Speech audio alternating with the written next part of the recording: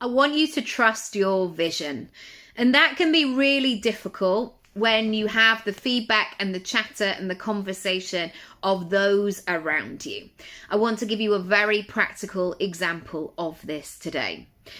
During COVID, when we could only take our little walks, so at the time, me and my mum, we lived quite close together, and often on the loop round, we would see this patch of land.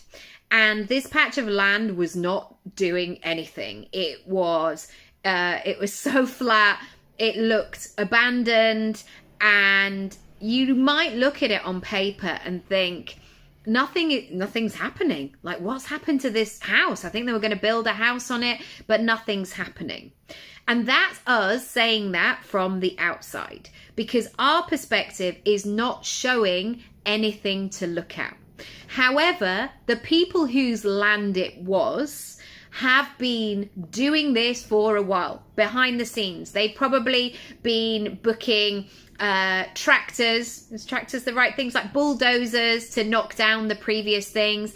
They've booked somebody to smooth out the earth. They've probably been going through planning permission. They've probably had budget spreadsheets. They've probably been chatting with architects. They've been doing all of this work behind the scenes.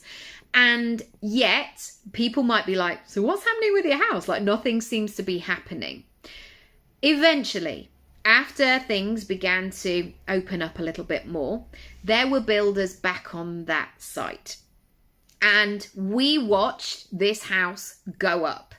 And it wasn't a slowly but surely thing. It wasn't like, oh, we show up a little bit. Once it was go time, that house went up like so quickly, to the point where every time we walked past, I was like, oh my goodness, they've built another thing, they've done this, and now they've got this gorgeous living wall.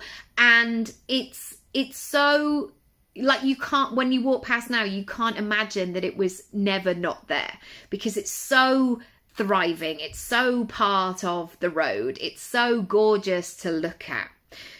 If you are in that moment where you've done a lot of the grounding, but the other stuff is not quite happening yet, and you've got all that noise and chatter, keep the faith. Look at where you've been. Look at what you've done so far. Trust the process. Don't get distracted. I'm really shouting at you today. I'm sorry. That's what your head wants to do. No. Your project needs your time, your focus, your energy. Drive it into that, because you know when you press go on that and do the next stage, it's going to happen super quick.